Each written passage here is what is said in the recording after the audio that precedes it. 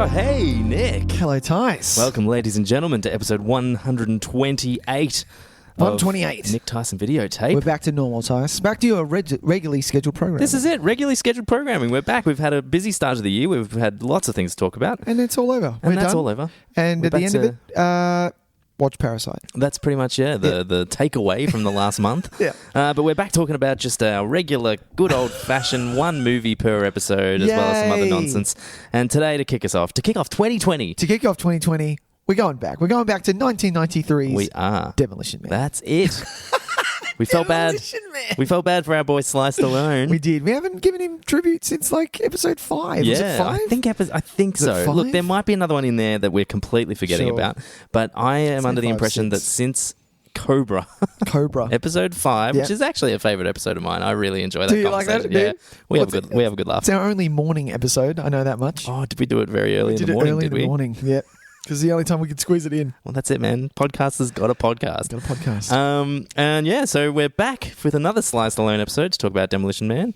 The wonderful team up with Wesley Snipes. And Sandra Bullock, And man. Sandra Bullock. Sandra Bullock kicking ass in this goddamn That's movie. it. And We'll talk about that later. We though. will, before we do any of that nonsense, Nicholas. Yeah. Tice. Tell those people who are listening where they can find our show. Thanks for joining in, ladies and gentlemen. Yeah. My name is Nicholas. This is my good friend Tyson. Oh, hey. We are Nick and Tice. Oh, hey.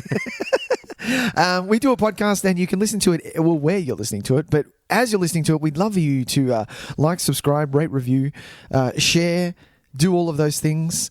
Comment if there's a comment section if you are listening to us on YouTube. But other than that, we're all on the socials, which is Facebook, Instagram, Twitter. We do have an email account, which is nicktysonvideotape@gmail.com. Yes. And apart from that, follow us on LETTERBOXD. It's a great app. Get involved. Yeah. Seeing as we are back to our regularly scheduled program, it does Yes. mean that we now have the opportunity once again to start considering our requests. Oh, yeah. So if you do have a request, by all means, email it into that website, Absolutely. that address, That the email address. nicktysonvideotape@gmail.com. Give us Yep. a request. We consider every and all request that is sent our way. I like that you said we consider. We consider. We consider. Yes, we do. Yes. We consider things. And I do mention this as always. You must email the You actual must. address to be considered an Exactly. official request. Exactly. Can't Seeing just, me in person and saying, hey, do this, does not count. Hey, you got a podcast? Do this. That does not. I demand an email. We demand satisfaction. That's it. Um, But also, Nick, yeah. it means that we get to have the return of one of our favourite segments. We do. Let's talk some trailers. Let's talk some trailers. Everybody's talking Trailers.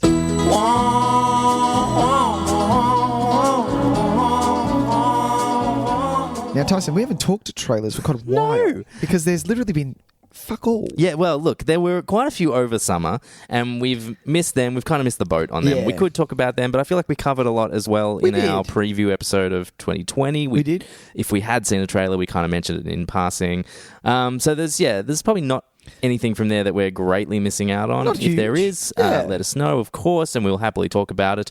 So today, though, we're going to talk about a couple of things. We are. Should we first mention the incredible trailer that we saw? Let's just mention it because Tyson and I, we like to toss up what we're going to talk about, and we give them a watch or a rewatch if it is. And we're going to talk about two, but we just in passing want to just mention The Green Knight. Who has directed The Green Knight? So The Tyson? Green Knight is directed by David Lowery. Okay. Mike Lowry. Mike Lowry. No, David Lowery, who is the director of A Ghost Story. Did you hear about that movie? Where I know the cover. Casey Affleck wears a sheet. Yes. Like an actual bed ghost. sheet. Yeah, like a ghost, and that's it. Haunts his ex-wife. Also directed Pete's Dragon, the remake that Oh, apparently sure. is very good, that everyone forgets is a Disney remake. Yeah, that everyone just didn't see. Yeah, nobody It's saw because it. Pete's Dragon, the original, came out in the 70s. So Which is a shame because that's really what they should be doing. Yeah. If they were going to, these Remake, remakes should yeah. be for those yeah. forgotten classics that are actually really Exactly. beautiful stories. Exactly. But like yeah, no. Sleeping Beauty, man. Do Sure. that. Do Why that. not? You've got Maleficent. Why not do the whole thing? Come on. But yeah, we're literally just talking about it in passing because it's really quite hard to talk about, which is why you should go seek it out, watch it, just pause. Actually, don't pause. Keep listening to Nick Tice and just watch it after the show. Yeah, it's a wild trailer. It's from the A24 guys who have a history of bringing us very interesting projects. The Witch, for instance, That's The true. Lighthouse. They've Hereditary is an A24. That's true. So they're an independent distributor who are doing very interesting films, and this looks like a very different retelling of medieval legend. It's based on Gawain, Okay. who's one of the Knights of the Round Table. Oh, okay. So it's it's kind of one of the lesser known ones. It's not Arthur. It's not Lancelot. Yeah, it's one of the other guys. One of the other guys. One of the other guys. There 'cause were- the there were- table's huge. That's it. There were a bunch at the table. It's fine. Apparently, it was the one played by Joel Edgerton in Anton Fuqua's Right. King Arthur, the one that has Clive Owen. Antoine Fuqua. Yeah. Yeah. Which I quite like that movie. I'm just putting it out there. Secretly enjoyable. Really enjoyable movie. Amazing. Stellan Skarsgård in that movie is brutal. He's the villain. Really? He is unrecognizable and brutal as fuck. Amazing. Yeah. So anyway, it's instead of listening to us talk about it because we really don't have anything to say, Yeah. just watch the trailer Well, we because can't. it looks There's nothing fascinating. really that we can talk about. No, just that it looks fucked up. Yeah, it looks really good and really messed up. And my man Dev Patel's in it. And Yeah, good old Dev Patel, man. Love him. I'd love to see Dev Patel become an action hero. Yeah. Wouldn't that be great? He'd be insane. Well, it's the same as what's the comedian's name who's got ripped for Marvel? Nanjiani? Yeah. What's his... Oh. Is it Kamal? Yeah, Camille. Kamal? Is it No. Camille? Camille Nanjiani, We're yeah. going to pause and get that correct. Can we get that correct? Sure. He's in the Eternals. That's the one, in the Eternals. And But yeah, he got mad ripped. And I love that he just he came out and said, yeah, I wanted to do... Kamal. We were close. Sure. Yeah, Kamal Nanjiani. Yeah. Nanjiani. He wanted to do a superhero movie, and his agent said, yeah, unless you get muscles, you're not going to get a cast. He went, cool. Went out. I think it was 9 months of lifting. And the man is huge now. There was a photo floating around online of him with his rig out. And holy hell. Yeah, man. Popping veins. Yeah. Popping veins. Good That's on what him, they man. call it. Good But on we're him. not talking about that. We're going to talk about, Tice, let's talk about The Hunt. Okay.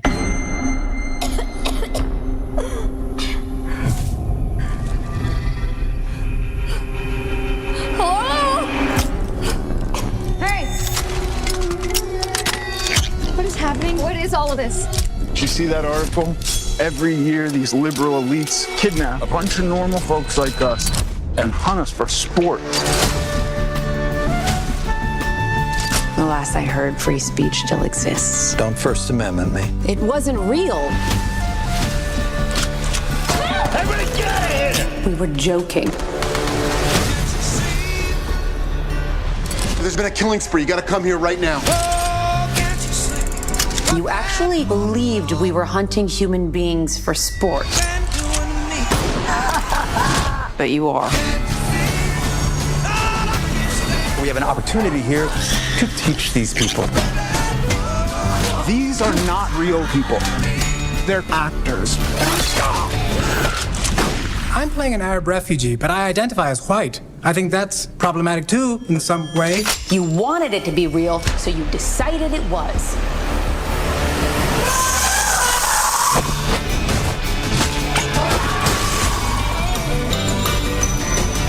What kind of sick people would even think of something like that? White people.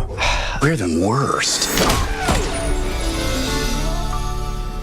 All right, Nicholas. Tyson. So we have here Yep. a very interesting... This is interesting, this movie, because as we were discussing before, it was slated to be released last year. It was. And it had good word of mouth. I think it played some festivals and things like that and was coming along quite well. And then due to... I can't remember which one it was, but one of the public shootings happened just prior to the release. It One of did. the school shootings, I believe, or it could have been that one at the synagogue, perhaps. Oh, really? Or maybe it was that one. And it's, by the way, how fucked is it that like we have to consider multiple public shootings and go, which one was it? Was it this one or was it this one? Yeah, no, it was that other it's one. not really Or is our this fault. one? It's in the hundreds how many shootings they Yeah, have. it's disgusting. Anyway, so they pulled the movie from the release slate, thinking that maybe it was in poor taste to release it at this time. Exactly. So they are now releasing it because it was due late September last year. Well, this says it was March. Oh. No. Sorry. Yes, you're correct. Sorry. Yep. And so now they're actually using that as part of the promotional material. Yeah. Which I think is really clever. It's smart. Because, in any circumstance, a movie that you're not allowed to see makes you want to see it more. Yeah, absolutely. And so they're pushing that hard, and I think that's pretty clever. Yeah. And it does look to be a very, very tongue-in-cheek, very satirical kind of take on the most dangerous game. the rich people hunting other human beings. Other human beings, yeah. Very, very upper class, lower class. You're getting in there. Yes, the lower class being hunted by the upper class. Yeah, maybe not as artistic as Parasite, but hey, it's well, it's going to definitely have something to say about that. Yeah. Directed by Craig Zobel. What did he do? So he directed that Z for Zachariah movie. I remember seeing trailers for that, but I don't think anyone ever saw the actual movie. I don't know anyone that's ever watched it. That's hilarious. He's mostly TV, some Leftovers, American Gods. Yeah, okay. This looks good, though. But this looks really interesting. I like these kind of movies. It seems to be in a similar vein as something like The Belko Experiment or... was it Mayhem, the one, the Joe Lynch directed one where there was The Office, and it was similar to Belko Experiment. Yeah. Basically just... Or Funny Games, remember that movie? Oh, yeah, maybe it's got a bit of that kind of vibe. Bit of that happening. Even a bit kind of Battle Royale, a bit Hunger Games-y. Yeah. And it's got a great cast. Like, the cast list is really... Yeah, it's huge. Huge, yeah. I love Emma Roberts. She's great. She is great. She needs to do more. She needs to get... Sorry, let me rephrase. She needs to be cast in more things. That's absolutely right. Do you know who's in this? Who? Ethan Suplee, who you would know as the very large man from Mallrats. My Name is Earl. I heard a rumor that he's gotten real fit. Yeah, have you seen photos? I saw them literally last week. The man is unrecognizable. Why? Because he's shaved his head, for starters, grew a God of War style beard, and is massive. I am looking this up right now. Massive is the new green. Ethan Suplee. Oh, yeah, right. Yeah. The man is a tank. So here's a side-by-side of him at the gym. Yep. Look at him go. How's that beard? Yeah, good beard. Yeah, right? Solid beard. Yeah, solid beard. Hey, one of the great things in the world would be if he becomes like a badass in action movies. Exactly. Bring that on. That would be amazing. What do you remember him from? Oh, Mallrats. I remember mostly. him from Remember the Titans. Oh, yeah. Okay, sure. Yeah. Sure. Now, for some reason, I always think of Mallrats. Yeah. What does he do? He's the guy that he's the guy. That kid is it? No, that's not him. He just stands there. He's looking out at about boat. something. No, he's looking at. Remember those the magic eye thing. things? That's it. That's fucking it. You can't get the magic eye thing to work. For those of you playing the I was born after 2000s game, Magic Eyes were a book that I don't know how they did it. I really don't know. It's obviously I really don't. I can't explain it. But That's why it's magic. You would stare at just almost like a pixelated image for so long, and then another image would come out in it was almost 3D. Yeah, it was 3D.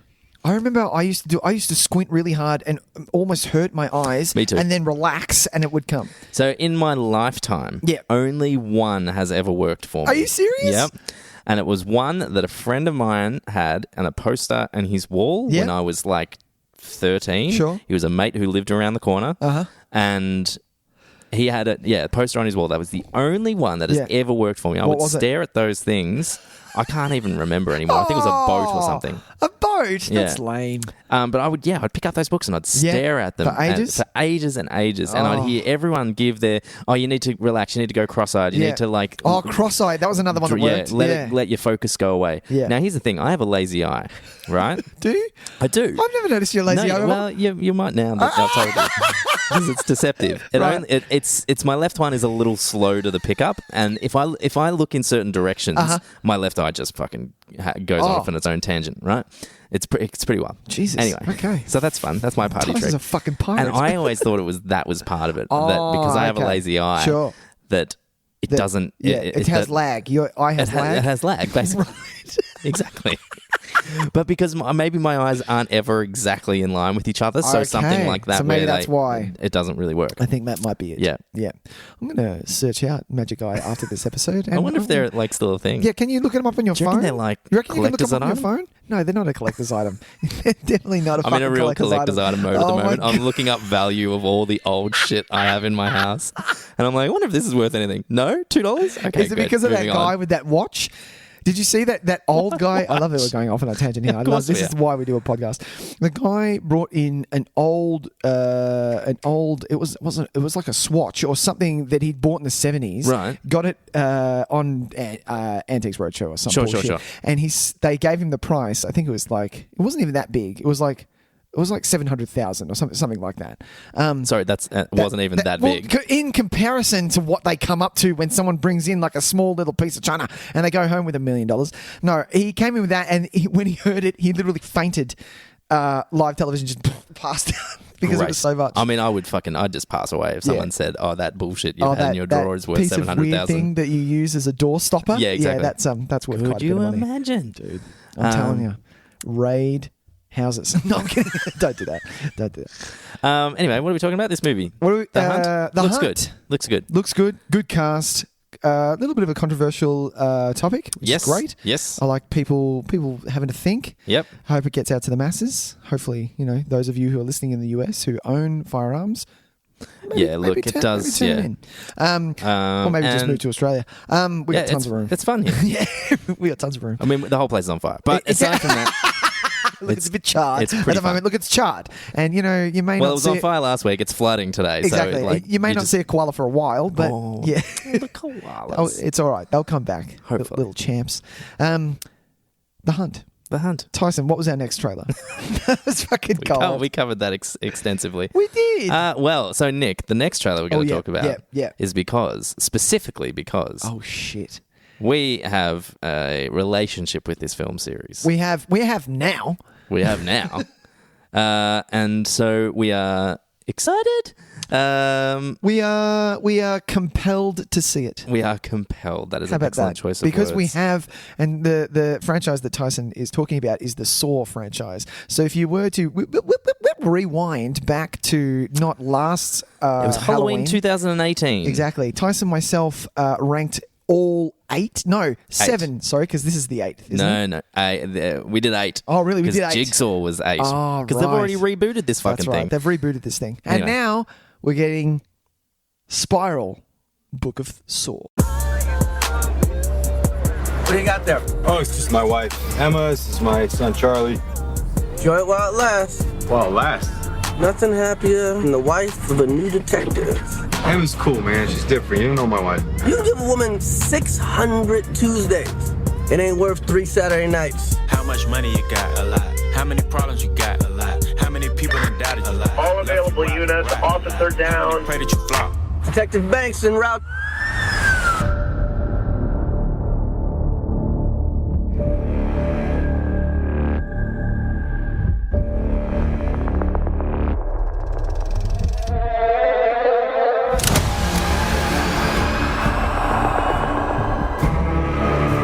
Whoever did this has another motive. They're targeting cops.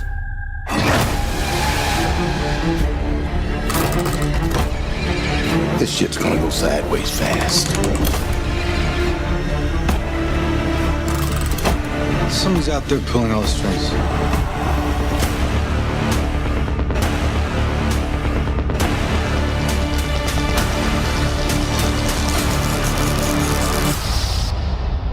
You wanna play games, motherfucker?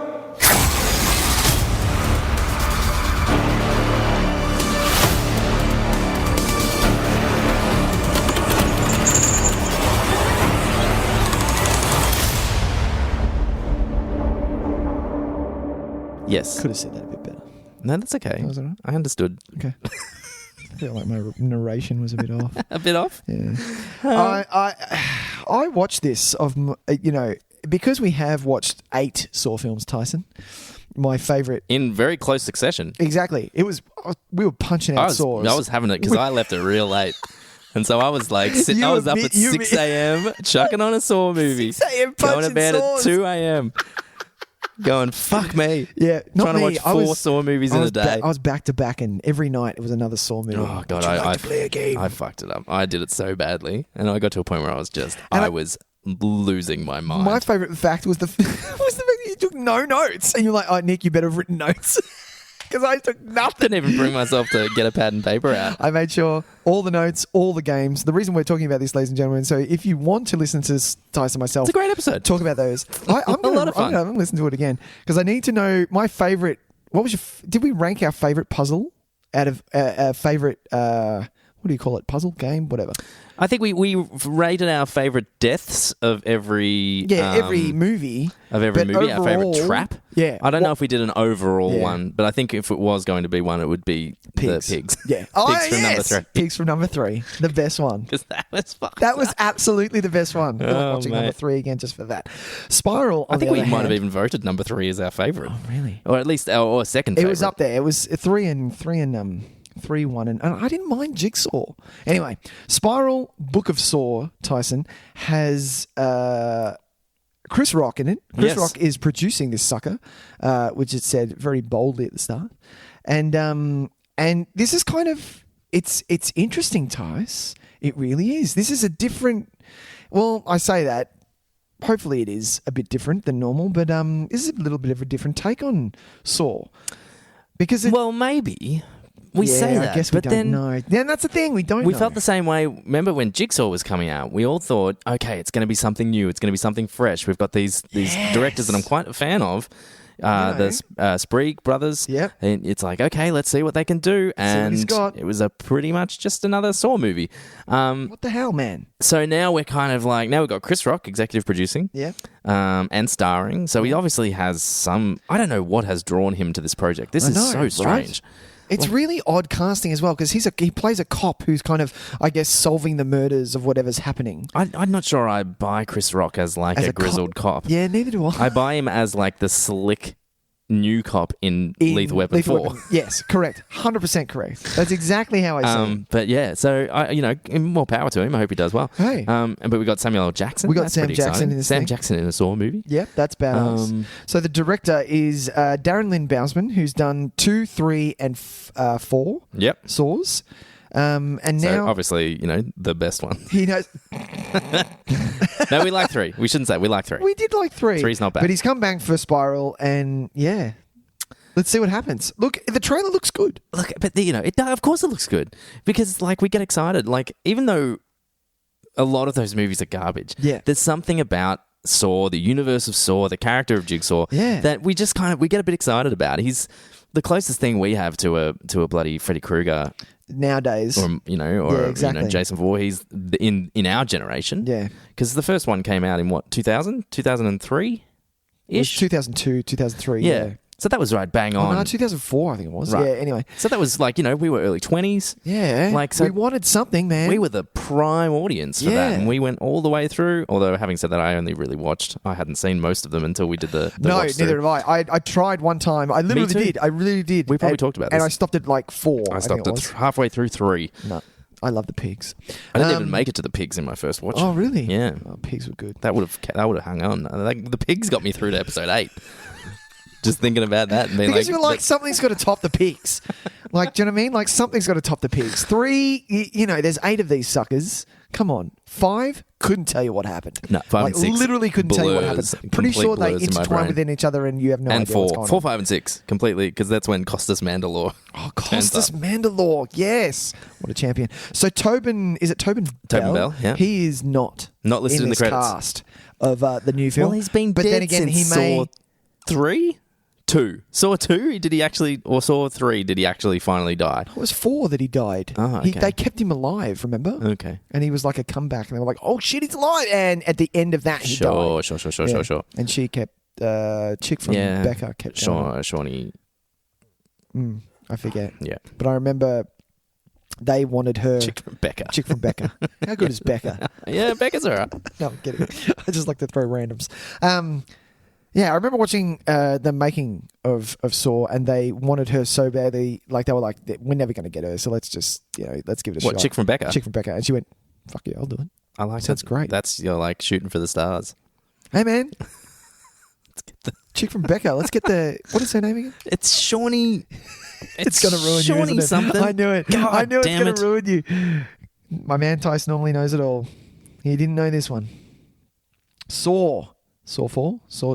Do you know what was the shittest? Saw 2. God damn, it was crap. Yeah, that was no good. That was really crap. Shawnee Smith. Thank Tyson. you. Fucking hell. Yes, good. He's died. Spiral, Book of Saw. Tyson. Yes. Let's talk some demolition. Okay, let's just move on. I like it. Feature press.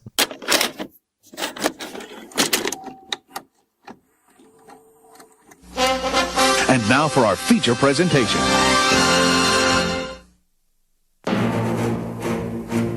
At the end of a century, ravaged by violence, a society of perfect order will arise.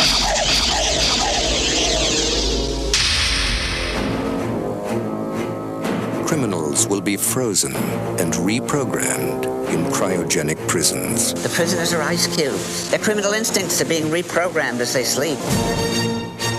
Aggression and deviant behavior will be totally eliminated.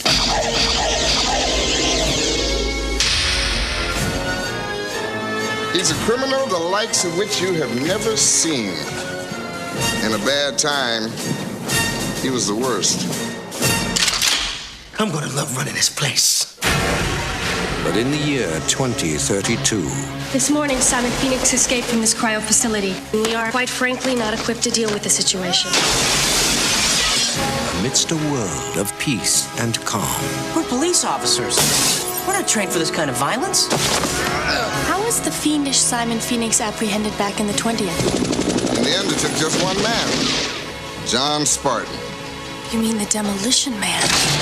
The conditions of your parole are full reinstatement into the SAPD and immediate assignment to the apprehension of Simon Phoenix. Two mortal enemies Just dropped in to say hi. from another time Pass is over, John. Time for something new and improved. Oh, hell. will be unleashed on a future that isn't big enough for the both of them. Sylvester Stallone, Wesley Snipes, Demolition Man.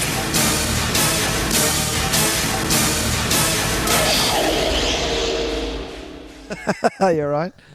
Yeah. That was hilarious. I like that we've picked up where we left off with talking trailers, where we don't even talk about the trailers anymore. It's like, you know, this movie coming out. Also, have I told you these cool stories? Exactly. That's what a podcast is for. It is. Tyson. Yes, Nick. The year is 1993. It is. The director I've never heard of is Marco Brambilla? Yes, something like that. And this was literally watching this again, because this was definitely a 5 weekly, so $5 for me. Oh, yeah. This was up there. 100%. Like, it was a futuristic movie that was I didn't know at the time, was kind of holding on to, because of 93. This movie is the very last of the 80s action movies, almost. It's yeah, you're not wrong, really. Do you know what I mean? It's holding on to a last little gasp of that kind of style. Because having said that, it's also like it looks forward better than a lot of other movies did. Yeah. And so it feels weird that it's 1993 is when it comes out. I don't think it belongs in that era. It either belongs earlier or later. Yeah. But yeah, it's so Stallone at this point in his career had gone off and done a bit of comedy. He'd done Stop on My Mum or Shoot or whatever that's called. Was that before this? That was before this. Oscar? And Was Oscar before That was this? the other one as well. And then that wasn't happening. And he's like, no what? one wanted to borrow that. I need to come back to my roots. Yeah. And this is the one that kicked off. Oh, no, hang on, wait. No, Rocky. Cliffhanger. Cliffhanger, that's right. Cliffhanger was the one that came back. I love Cliffhanger. What was the Rocky that came out around this? Because the reason... Rocky 5 that was wasn't doing... 1990, I believe. Yeah, so it wasn't doing well. And he was like, okay. Rocky 5 is rough. Cliffhanger and Demolition Man. Yeah. Yeah. Yeah, and look, that's, it was a good run for Stallone. He had, these two, and then you kind of move into, your Assassins, your... Dredd. Judge Dredd, sorry. which, was popular, not exactly well received anymore, but was quite popular at the time. Watch it, yeah. Assassins, man, that's my favourite Stallone film, which by the way. is bonkers to me, but I do like that movie. Love it. Well, it's not shade, is it? No, it's no shade. The forgotten poker film of 2000, I want to say. Hell yeah. 2001. Sure. I think 99. Yeah, maybe. Yeah. You even have stuff like The Specialist. Oh, yeah. Right at the peak of his ego-driven action star. Jesus. Where they just built movies around him being like the best at everything. Yeah, and he was. And I'm sure he loved it that way. I'm telling you. What do you got against Assassins? No, I've got nothing against it. I don't love it. Good. I enjoy parts of it. It has been a while since I've seen it, and look, I probably should watch it again. One of the most best intros. Like, so good. What's the intro? Intro is him walking a mark into the marshes, like ankle deep water to assassinate him, and the guy knows what's going to happen. He drops him down to his knees, and he doesn't say, there are no words. He doesn't say anything. Right. Nothing. And the guy always does the talking. And he's like, I didn't realize I was going to get it like this. What it's going to happen when it's your turn? Who's going to do it to you? Are you going to get it in the face? And then, yeah. And then, but the best part is it's a silenced pistol, and he just shoots him. The guy just drops, and the camera pans up to his face, and you can just tell that he's done. He's like, what am I doing? I've had it with this life. I'm bored. This is shit. And that's it. And the scene ends. And it's one of the best starts. I'm like, that is a nice start. All right, man. Yeah, man. I'll have to go back and rewatch it. Man. I have this in my tasty little Blu-ray 5-pack of Stallone movies. It's a good little pack. Blu-ray Assassins. Yeah. I like that. It's got Tango and Cash. Oh, yeah. It's got Cobra.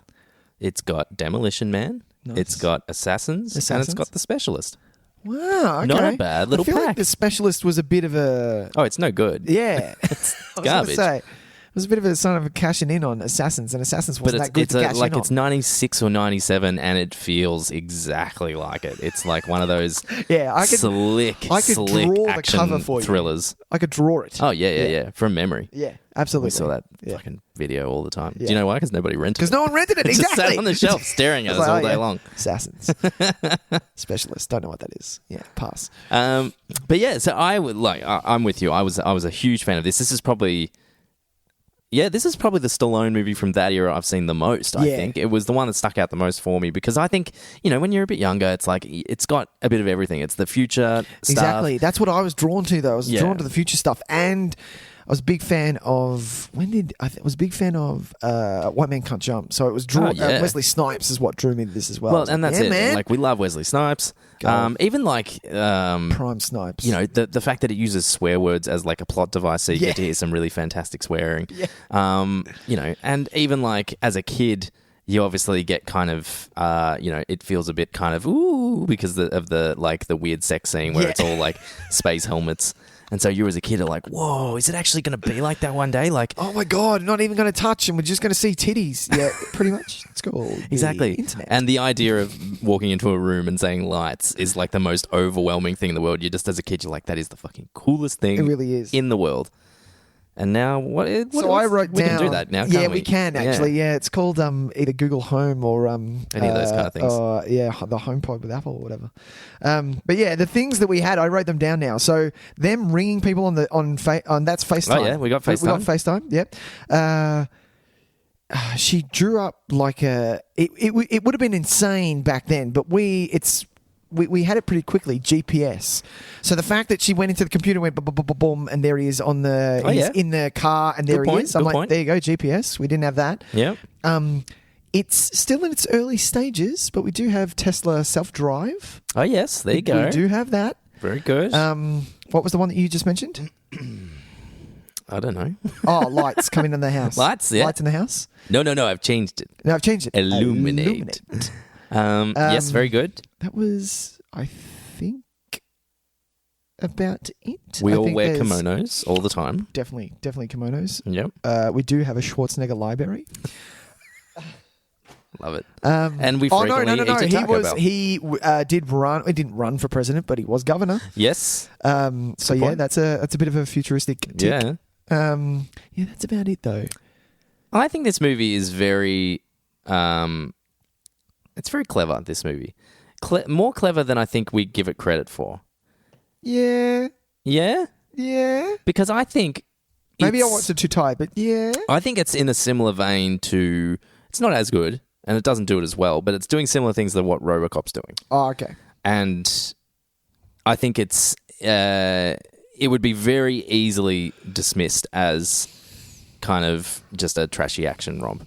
But I think it's the way it's actually very clever in its dissection of like violent societies. Mm-hmm. And the idea of like the freedom that gets removed from what you're forced to do in order to remove that from a society, and how that removes all choice. Mm-hmm.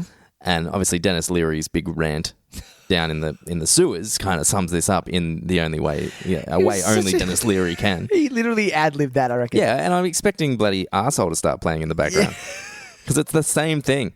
Don't let him riff. Just that song? Yeah. Oh yeah. This is Everyone part does that 2 song. of children born post 2000. Yeah. Google "Asshole" by Dennis Leary. That was a song. That was a song. Literally made the charts. It was number one. It was number one for ages. Yeah, he made bank. Yeah, because of a whole bunch of kids my age who were like running around the house going, "I'm an asshole, yo yo yo," and your mum's like, "Don't swear, it's a song." Yeah, seriously. I'm just singing a song. It's a song. Oh God, fucking kids are Nicholas. shit. Shut up, you little shit. Yeah. Yeah. But yeah, like that.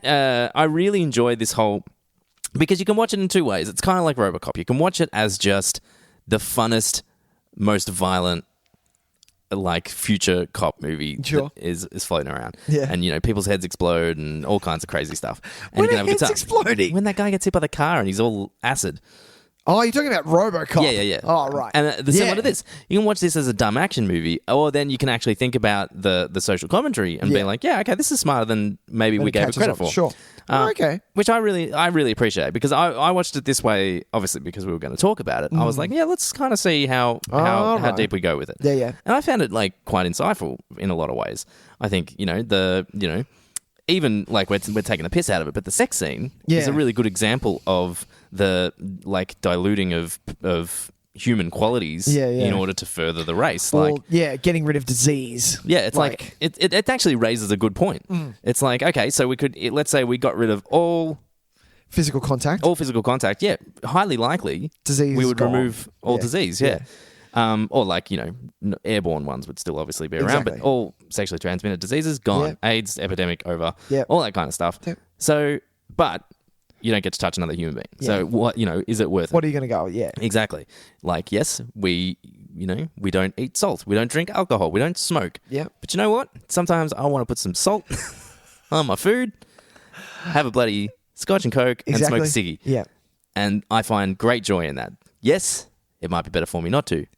But get fucked. But it's my choice, and it brings me joy. So what are we doing by removing that? Do you know what I mean? Exactly. Is it worth it? We live in this perfect society, but is it worth it in the end? Would you eat that rat burger? I would eat that rat burger. Yeah, look, man, if I've been frozen for 30 years... Give me a beer and a rat burger. I mean, give me that shit. I wouldn't know. Who cares? I'd be Are you telling me, though, there aren't cows? There's got to be cows. Well, not down in the sewers. How are they going to get obviously cows not. down there? I'm just saying that there are cows there. Well... I always thought that was weird. Here's what I wonder about this movie. Yeah. Is that we don't know anything that's going on outside of this city. Yeah. For all we know, they're in the village. The cows? No. The film The Village. Oh. This is what this town is like. It's run by one person and they're scared of monsters who are the people underground. Exactly. Yeah. So you're saying that outside the borders, everything's actually normal. It's actually 1998? Yes, I do. Yes, good. I love that the year in this is, we haven't even passed it yet. It's 2048. I think it was? Not quite as far as that. I thought it was in the 30s. Oh. Because I remember being like, oh, we're creeping up on it. Yeah. Because he went in 96 and he came out about 40 years later. So what would that make it? 36-ish?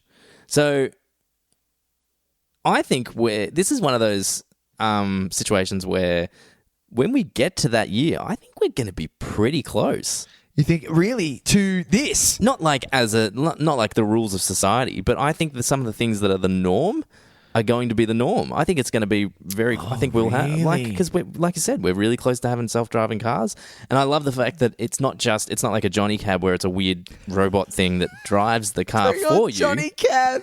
Yes. It's you sit, and the car does the majority of work, but then when you want to take over, you give it a command, and then you start driving from there. Yeah. I'd prefer like iRobot as well.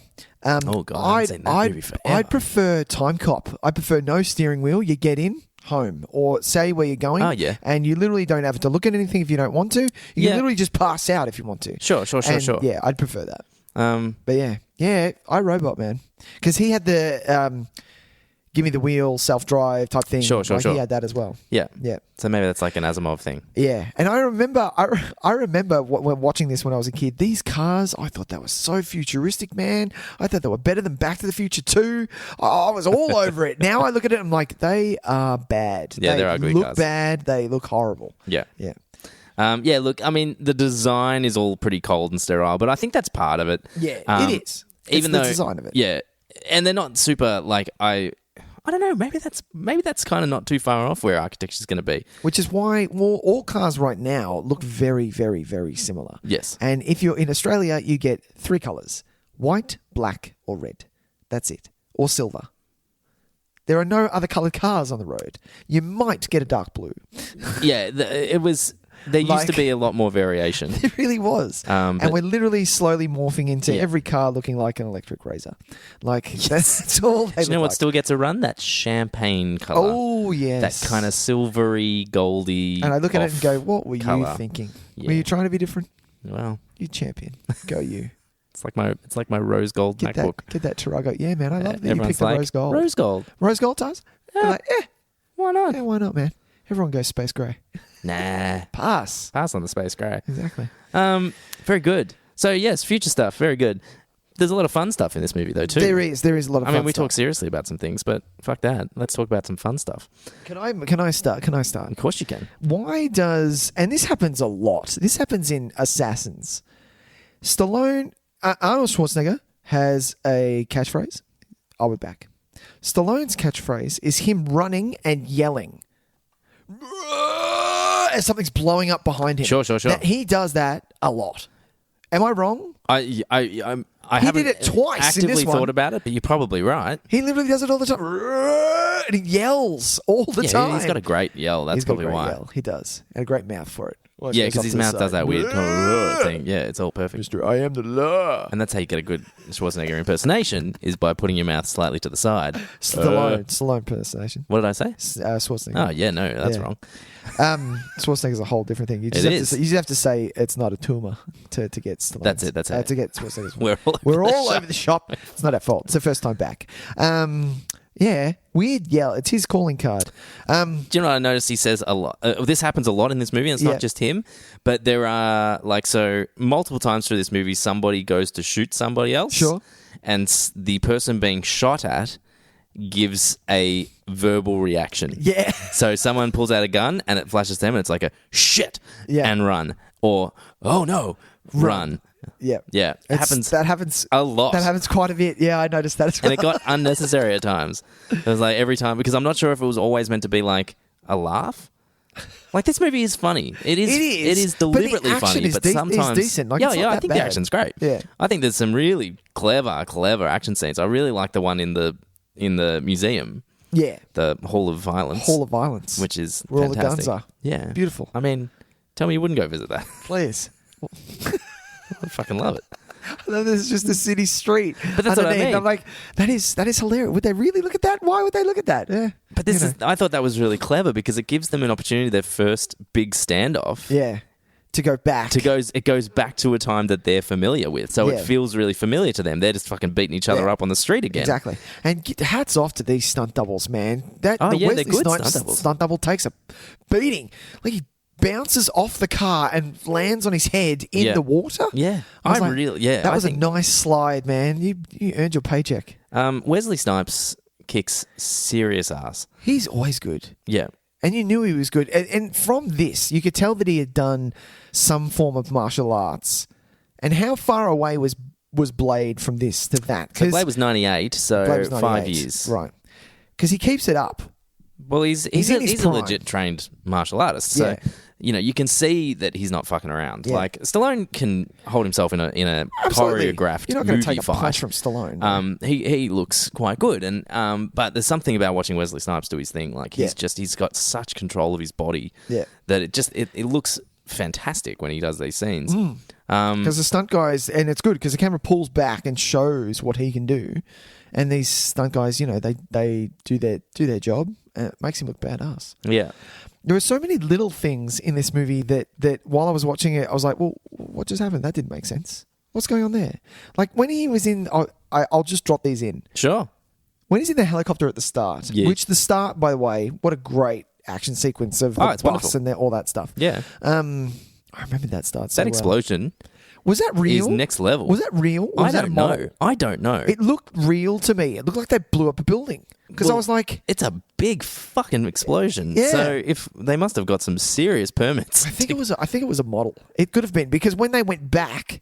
You don't shoot on location, blow up the building you're going to do, and then not use that location. Because when the building is done and they come out, it's a whole different set. It's on a set. You can tell that's a set. Yeah. Yeah. But anyway, when he goes out of the helicopter at the start, which is hilarious, by the way, that's how he drops in via bungee. Did you hear him yell out, Phoenix? I'm like, that's so good. It's such a great battle cry. Like, who jumps out of a helicopter yelling in the bad guy's name? Phoenix! But the thing is, he went... You know who does it? John Spartan does it. Before he jumps, he throws a bag which clearly has guns in it. Yeah. The bag is gone. Oh, yeah. No, he doesn't use the bag. He uses a pistol, one. Throughout this whole movie, it's always Stallone with just one gun. He has maybe several, maybe a double Beretta. Oh, yeah. Maybe the double. Two hands it. But doesn't pick a semi-automatic or anything like that. No. True. He literally just one-hand Beretta the whole time. So those scenes where it's Stallone, and Stallone's not a small dude. He's built. This is prime Stallone. Yeah, he's in good shape. Really good shape. He'll jump and shoot a guy, and it looks so funny because he's so big and the gun's so small. Oh, yes. I'm like, he does do a slow-mo two-hander dive. Yeah, I like he does that. a Max Payne. That doesn't look bad. It looks good. But yeah, those little things. They were niggling. I was like, was that a bag full of guns? Did we miss that? Did you forget it? Oh, no. Maybe. Continuity. But I think maybe, was it the weight? No, it couldn't have been the weight. What, they were trying to lessen the weight on the helicopter? No, the weight of the bungee. Oh. To drop that down so that the bungee is straight, and then he just kink, snaps off. And then that's maybe. Maybe. I feel like bungee jumping onto a building is not the safest. No, especially if you're coming out of a helicopter. Which, unless you're very particular about the distance from where you are and the recoil speed of the bungee rope. Exactly. There's many things that can go wrong. But this is John Spartan. He doesn't know. He didn't give two shits about this. Jumps out of a helicopter. He's got business to yelling do. someone's name. Exactly. Phoenix! I think Simon Phoenix is probably one of the greatest. I've caught myself, like, it was years ago, me and my brother, we'd be doing something or playing like one-on-one basketball or whatever, and I'd yell at Simon Phoenix! Like, it was such a thing when we were a kid. Like, we turned it into something else because the name was so good. Do you reckon he thought, did he want him to hear it? Did he think he was going to be able to hear it? I'm not sure he would be able to hear it. No, he's not going to hear it. It was maybe he did. He was like psyching himself up. But I love how... It's like, when you're in the mirror and you're like, come on, you can do this. He's like, I'm going to get him! Simon Phoenix! Like, yeah. I love how how the helicopter's being sprayed with bullets, by the way. Almost like war type style gunship stuff. Yeah, but they never hit him. No, it was... So many people firing at this helicopter, and everyone is missing. Yeah. There's some serious stormtrooper action. Well, these goons are fair garbage. Yeah, they're well shit. Yeah. Yeah, they're well shit. It's very short work of them. Yeah. Do you reckon Wesley Snipes in this had just, literally walked off the set of New Jack City when they started filming this Pretty bit? sure they did, yeah. Because he's rocking some serious, fucking, what's that guy's name? Run DMC style, get up. Full outfit. The singlet with the massive early pants. 90s, Yeah. It was always really a small singlet with huge pants. Oh, yeah. Happy pants. Yeah. Huge. Happy. I used to love those things. Yeah. Tell me you didn't have a pair of happy pants. I did. Mine were all hand-me-downs, so my colours were off. No good. You got to get fresh ones. Yeah.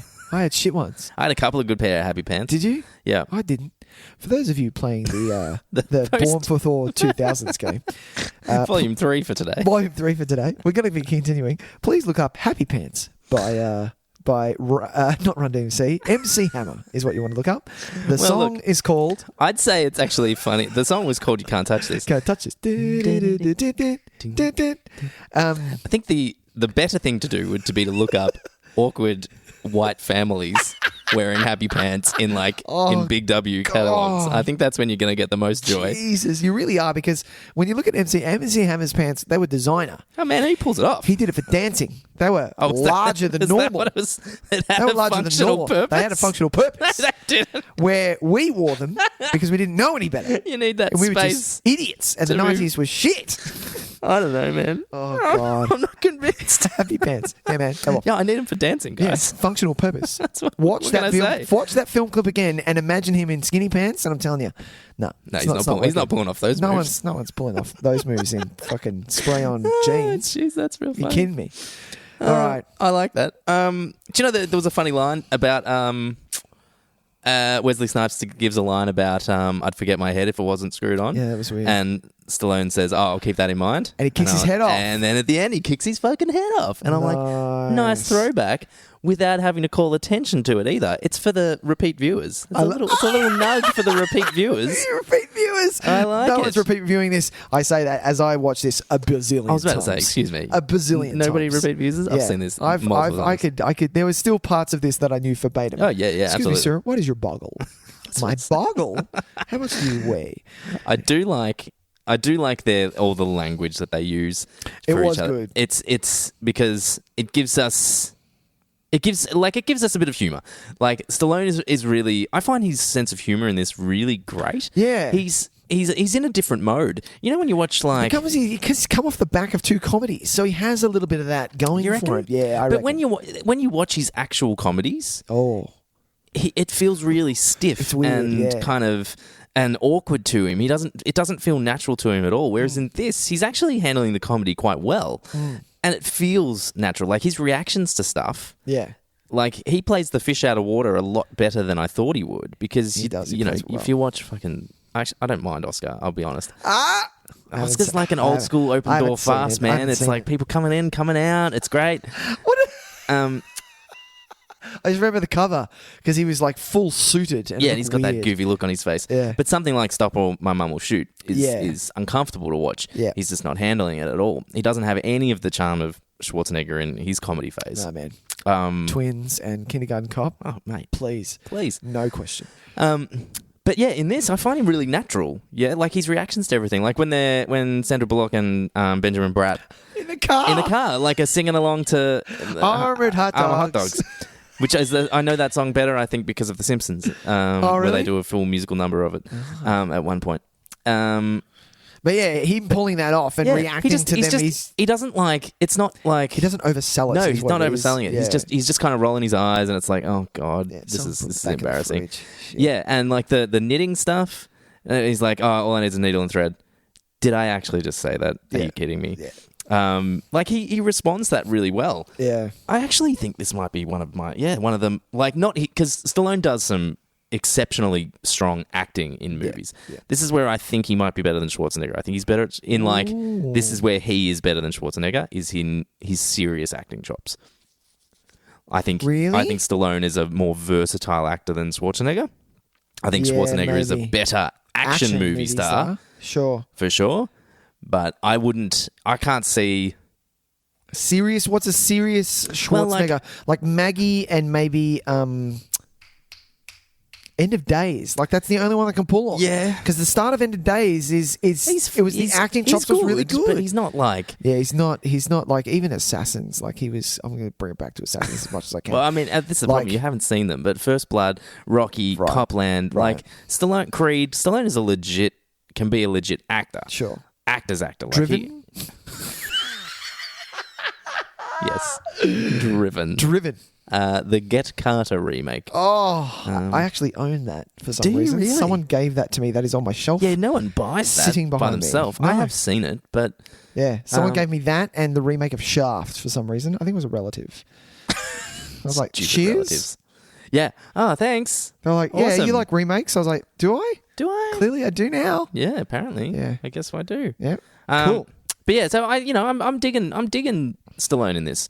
All right. More so than in a lot of other things. Like, no, he's in serious mode, and I like serious mode. But this is kind of a nice bridging point for me. Okay. Good action, but also with a nice sense of humor. I reckon this is where, it's a hot spot for him. It was entertaining. I'll give it that. I need to watch some more Stallone films.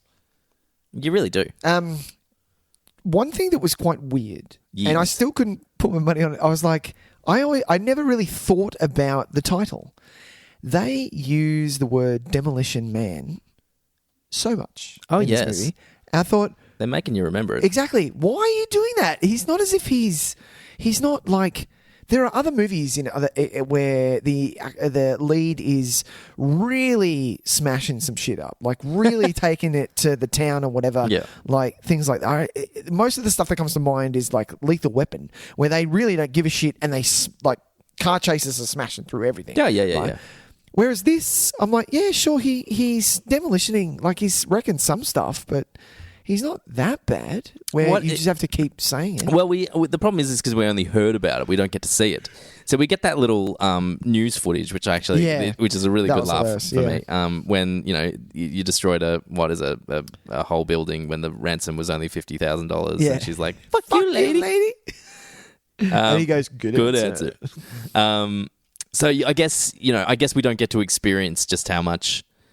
Yeah, demolition. Or but like, he never comes across as like a real loose cannon, though. Yeah, like he just. Maybe it was. Maybe that's what it was meant to be. He was meant to be a bit of a loose cannon and just kind of jumps into things. I think maybe this is one of those situations where they started with the nickname and then worked out from there.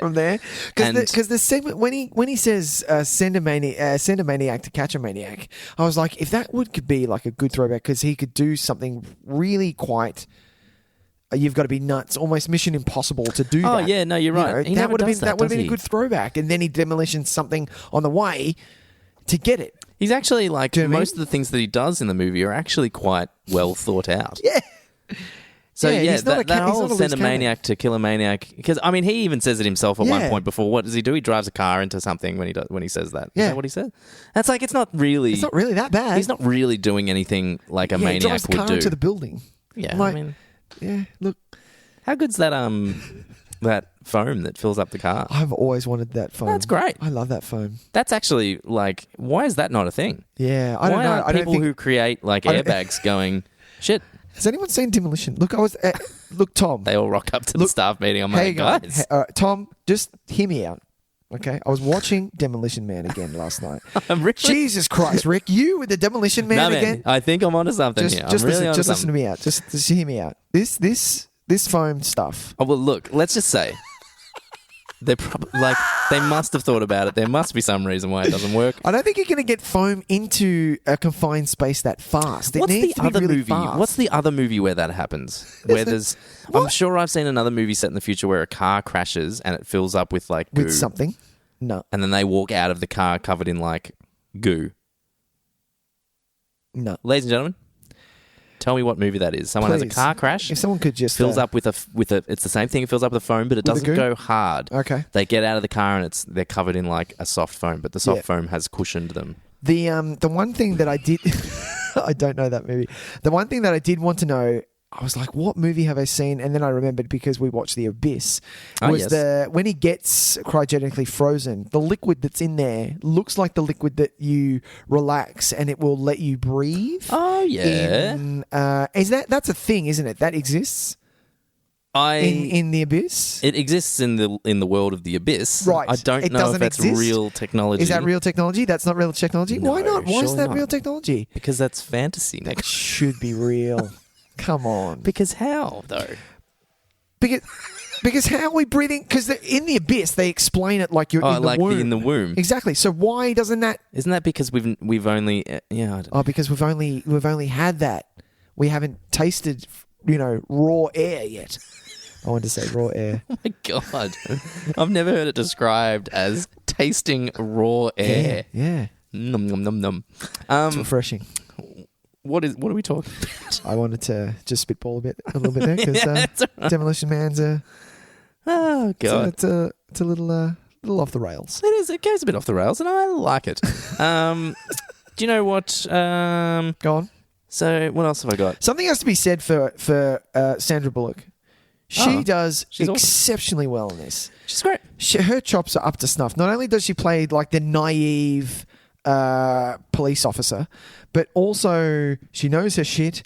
She kicks some serious ass. She has some nice, like when she takes control of the murder, death, kill scene. Yep. You believe in everything she's doing. She's hands down, I actually really enjoy that sequence as well because it somehow makes looking at computer screens and typing stuff quite exciting. Yeah. Like we don't actually cut to actual footage of Simon Phoenix until he's arrived at the place. Yeah. Which is really interesting. While I was watching, I was kind of like, wow, they've crafted like an entire action sequence out of just computer, audio and computer demands, like commands. Good. It's really well put together. Yeah. But yeah, she's awesome. And I love that, like, it was really clever, I think, putting someone in there that had this affinity for the 20th century. Yeah. Smart writing. It is, because then we get to kind of just have things that we recognize, and that she gets to be kind of like the guiding path for him, because everyone else is like, "Ha, you dumb shit!" Yeah. Like, what do you mean you don't know what this is, you fucking idiot? 3 seashells? You're a stupid son of a... Oh, sorry, yeah, exactly. Sorry about that. Like, they're just awful to him. Like, it's like, hey man, he's been asleep for 40 years. I know, what do you expect? What do you expect? Exactly. Or how about, his friend who's the pilot, take him aside for a couple of seconds, go, cool, how about this is this, and have like a mini montage of getting up to speed montage? Well, that would have been funny. So, yeah. No, you're right. But? Like, to the tune of Let's Hear It for the Boy from Footloose. Yes, let's hear it for the boy. And by the end of it, he's doing like a mean boot scoot. Yes. Now, I want to get back to that point in a second, but I also want to talk about, because you've just raised an interesting point, and that is the freezing, the cryogenic freezing. Cryogenic freezing. Right, we're going back there. Yep. Go for it. I think the whole thing is weird, and I think that's... You think it's problematic? I think it's the worst written element to this film. Why is that? Because it has a lot of problems. Okay. For one, right? Go on. So they put him... What I'm really interested in is in 1996, we're just freezing dudes. Like, yeah, man. Straight off the bat, I'm like, okay, so... Instead of hard time in a cell, we don't get to feed you. We don't have to suck up space. We're literally of just course they've got to feed them. They've got to feed them something. What are you talking about? They're frozen. They've got to... You don't eat. You're frozen. So, okay, logic aside... What are you talking about? You don't have to eat. You're frozen. But it's not... This isn't like... All right, I'm just going to let logic slide on that and say, okay, cool, we could just survive as being frozen. Yeah. My things are, though... Okay, so... If, like, let's talk about this logically, right? Yeah. So they've decided that instead of having prison populations, we're going to freeze some dudes. Okay. So, yes, you could probably fit a few more dudes in, but it looks like it's pretty heavy machinery, and you can only get maybe 8 dudes in a pretty big room. Yeah, they didn't think about it. So... We're talking about one building here. They are. So we're, max 40 people, You're looking at roughly about 50 people. Yeah. In one building. It's quite a lot. It's been a while, and that's, Been a couple of years. So, Just a couple. although they do, I mean, they have eradicated crime, so maybe they don't need any more space anymore. So exactly. Maybe. Well, you got to stack up the prisons. Prisons are pretty big. Maybe you can just stack them like bookshelves. Well, that's like Minority Report. That's what I was kind of thinking. Well, this is what I was thinking. Yeah, Minority Report is a good one. I was thinking Return of the Jedi, Carbonite.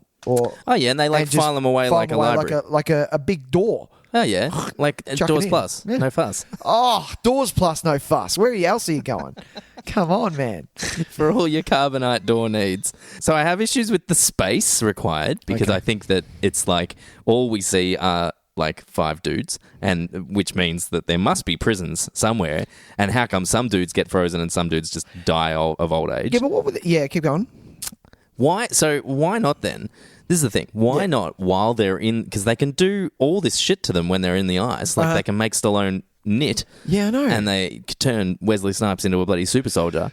Why not give them, like, cultural education as they're in there? Yeah, rehabilitation. So when they come out, they're not like an idiot sitting there staring at 3 seashells. Yeah. They come out and go, okay, yep, cool, I understand the world. Thank you for that quick little, Encarta 95 that you just uploaded into my head.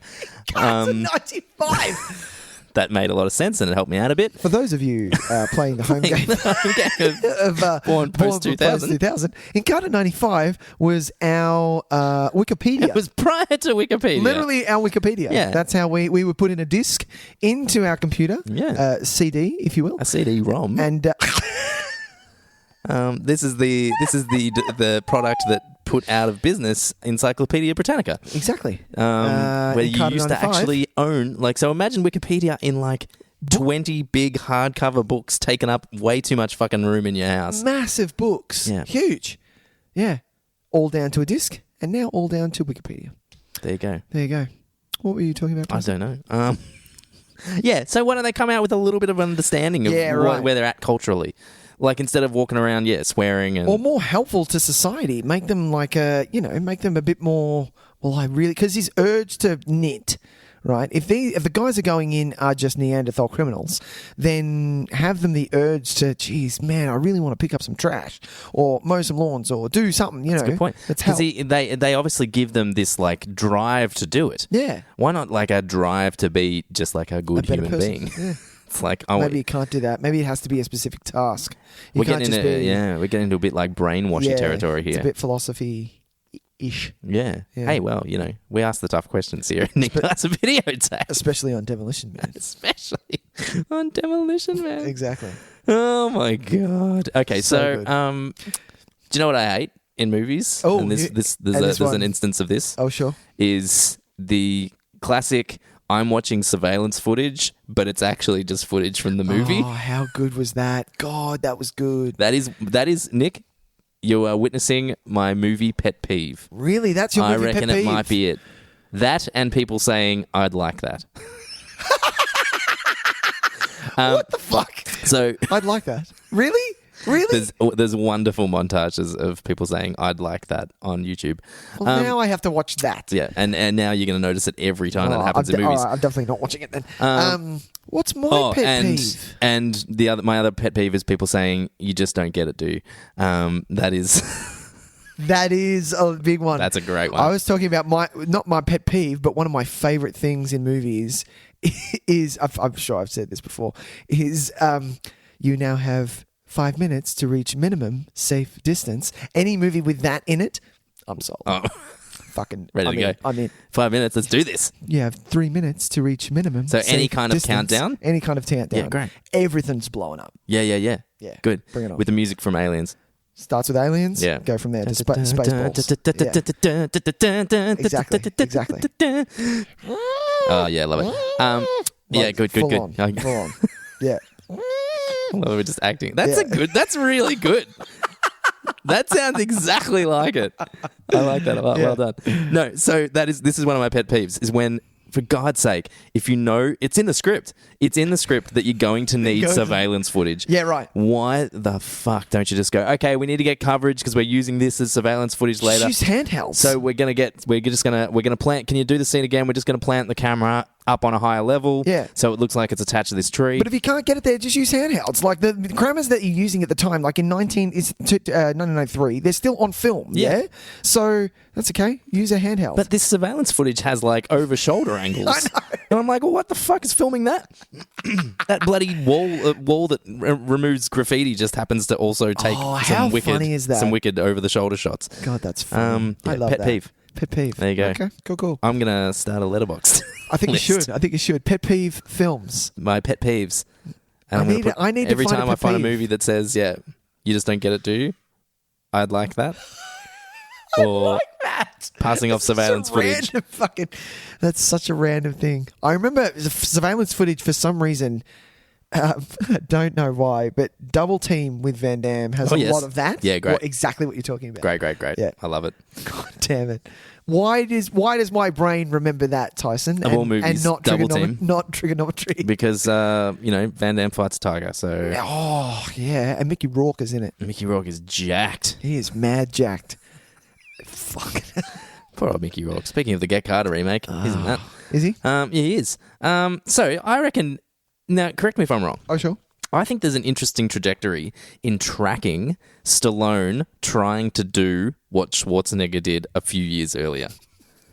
I reckon that there's a bit of that floating around. What do you mean? Well, because what I think this is his kind of Total Recall kind of. Okay. So Arnie did a big like sci-fi adventure action film. Yep. And Stallone's like, oh well, I want to do one too. Yeah.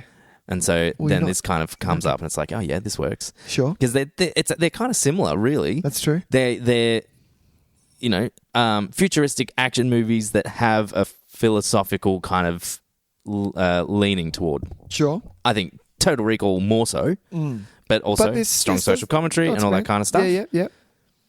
Has Stallone done like an alien jungle film? Because I'd watch that. I'd watch his Last Action Hero. That's what I want to see. I want to see another Last Action Hero. God, that was well, a good film. and just as we were speaking of before, Yeah. it's pretty obvious why he was making Stop or My Mom Will Shoot and Oscar. Yeah. Is because Twins was fucking huge. And Kindergarten Cop was also and fucking he's like, well, huge. if you're doing comedy, I'm doing comedy. Yeah. Junior sucked. But Yeah, that's okay. They can't all be good movies. It can't be good.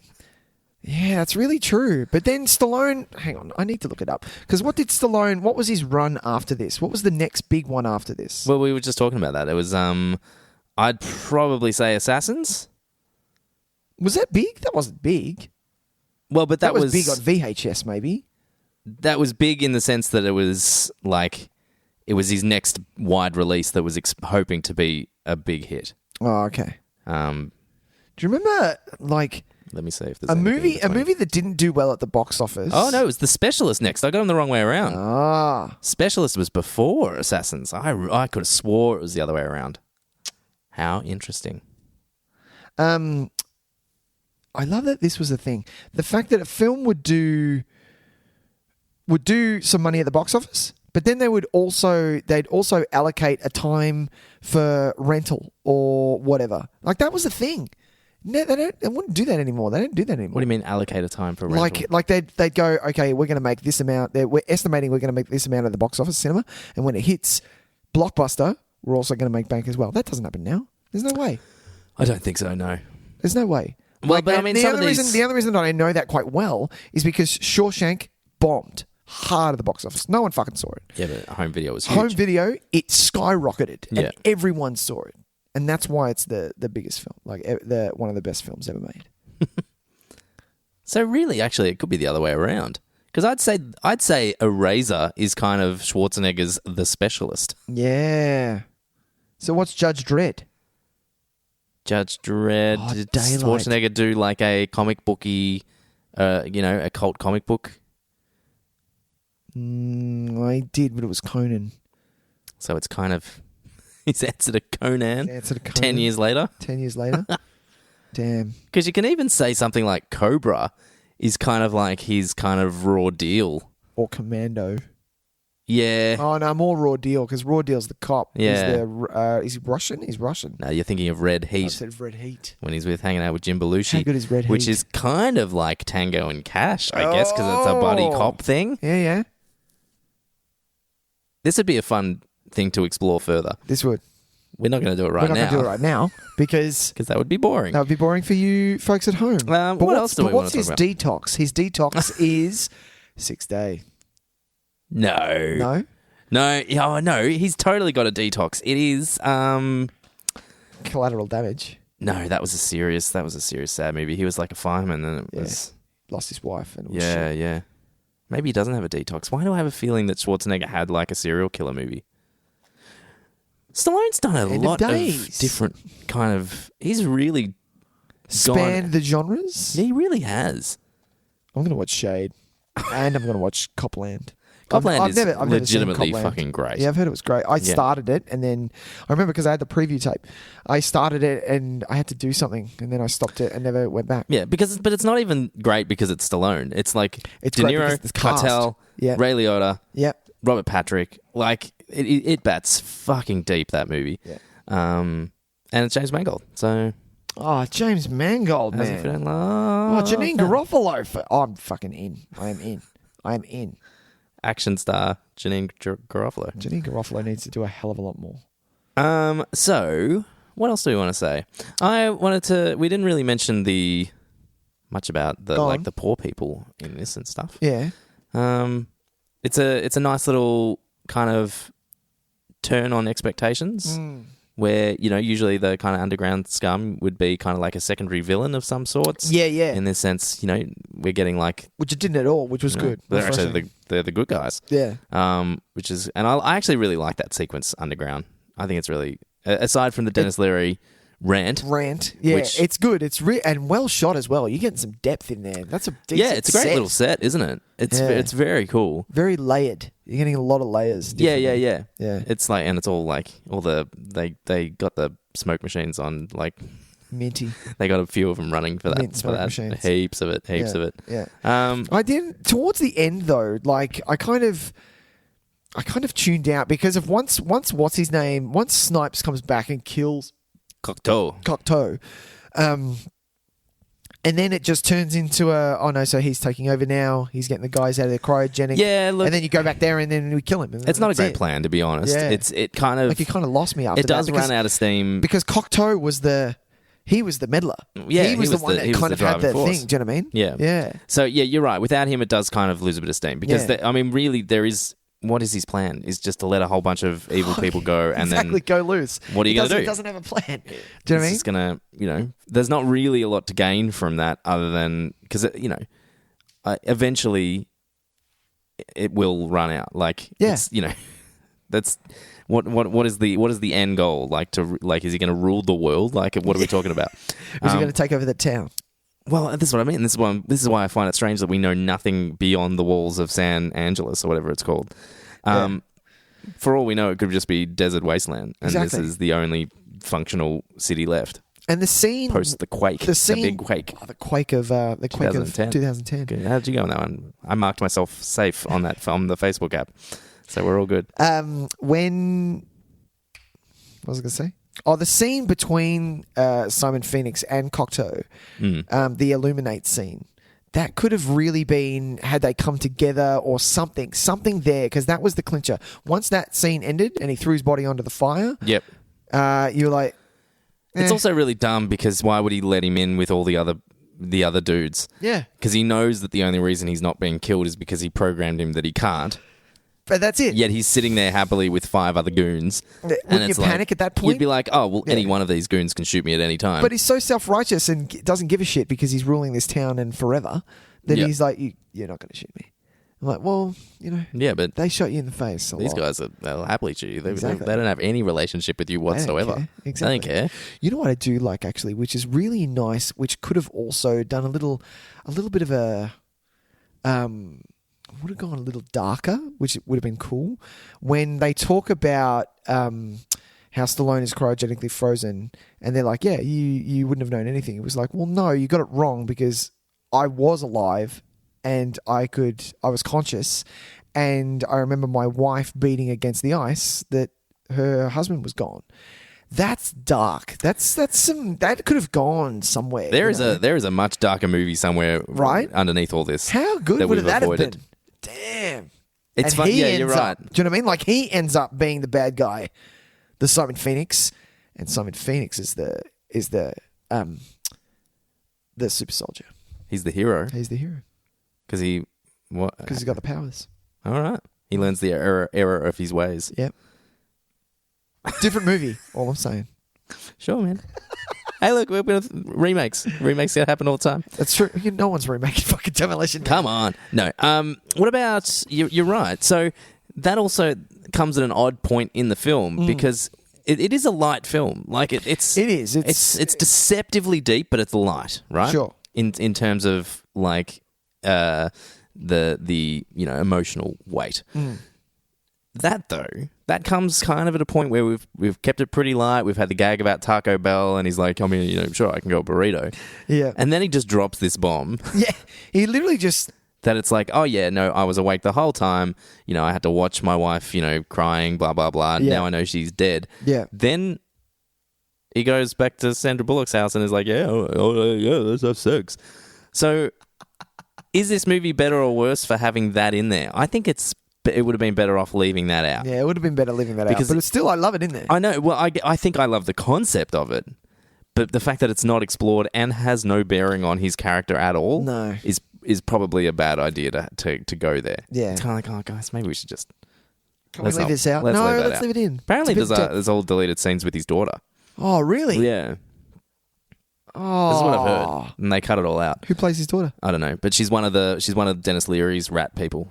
Oh, really? You're like, yeah, she's down hanging out. Fest. She's down hanging out with those people. Rat burger. Yeah, eating rat burgers. Yeah. Which makes sense, like, and they'd have a nice reunion while they're down there because she's fighting for the rebellion and that, blah, blah, blah, blah, blah. Nice. I love it. They're not really, that's the deceptive thing. Like, they're not really fighting for the rebellion. They're just hungry. Yeah, they're living their own life. They're literally they're not out to attack anyone. No. They're just, no, there's the food truck. We need to get that one That's there. it. And then there's the food truck and then one there. That's it. And that's it. We need something to eat. Other than that, we're just going to go back to our filthy, rat-infested place, And we're all going to be covered in grease and grime, and we're going to live a happy life It'll be fun. down there because we can drink a beer, have a burger and a ciggy. Exactly. Polish up a really nice car. That car was way too polished down there. So the car that was down there, Yeah. they got it down there because it was underneath a car shop. Or was it just I have a no coincidence that the elevator literally that the punches elevator up. went up into a car? Because I thought it was I like... think it was coincidence. It was just a coincidence. Well, it came up out of the floor. That's what I mean. I was like, well, this is weird. I've never thought of that before, actually. Because why, like now... Why would that elevator come out of if there? that was the case, they could have just got one of the cars from up there. Just saying. They were already in the shop. You know what I mean? It was like they went through all the effort to get that car up on the ground, and then they were like, oh, look at all these other cars. Yeah, but that's not demolition. No, Actually, you're it right. would have been more demolition had they busted one of the cars out. And, Yeah, you know. exactly. I thought that was strange. Yeah, that was odd. More demolition. I needed more. I wanted more demolition. You're Yeah. totally right. What do you reckon about the like assimilation of Asian culture without ever really mentioning it?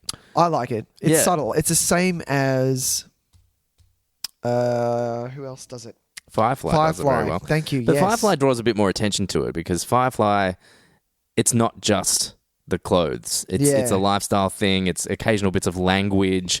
I found it really odd that just out of nowhere, just the rich, everyone who's well off are wearing kimonos and stuff. But yeah. I didn't really, it's not like it was usually when things do have that kind of Asian influence, like Blade Runner, for instance, has a bit of it as well. Maniac, that was the other one. The TV series with Jonah Hill and Emma Stone. Cool. Heavily. And it's great. And it's usually a statement on the fact that, you know, because it's such a superpower in the world that they've kind of overwhelmed other cultures. Yeah. But there doesn't seem to be a mention of that, or it doesn't seem to be the case. It's almost like that it's just a fashion choice. Which I found 100%. really strange. Yeah. Like, there's no other mention about how, Asian culture became so prevalent or, certain companies bought out, like the Taco Bell wasn't bought out by an Asian conglomerate or anything like that. People are just rocking kimonos. Exactly. Is that weird? That there's no explanation to that? Well, I think in a deeper film, or maybe in the first draft, it would have been. Yeah, It would have been something. But the fact that, not really. And especially, what's his name's character out of Beetlejuice, who literally takes it to the the little nth pissant. degree. He's not little, he's a fat man. Yes, but he is yeah, a large man. I know what you're saying. He's basically just the yes man for whoever is. Yeah, whoever has the power. gone, whoever's got food. Yeah. Oh. Is that a fat joke? What's his name? I need to know his name. Yeah. It's the only other thing I know him from is Beetlejuice. Yeah, you're right. I can't think of his name now. And what else is Nigel Hawthorne in? Nigel Hawthorne is like a British... wasn't he the guy from like Prime Minister, Yes Prime Minister, or Yes Minister or something? Yeah. Glenn Shaddix, that's his name. Oh, yes. Now, what do I know him from? Shaddix. Heathers? Probably Heathers, yeah. Or Tim Burton's Planet of the Apes. Yeah, I wouldn't have recognised him. I know you're a big fan. fan Maybe of that. Carnival, actually. I did watch a lot of Carnival. That was a good show. R.I.P. Glenn Shaddix. R.I.P. Glenn Shaddix. Passed What? away in 2010. Oh, I didn't know that. Oh, Glenn Shaddix. Oh, well. Is Dennis Leary still alive? What's Dennis Leary doing? Last thing he saw him in was The Amazing Spider-Man.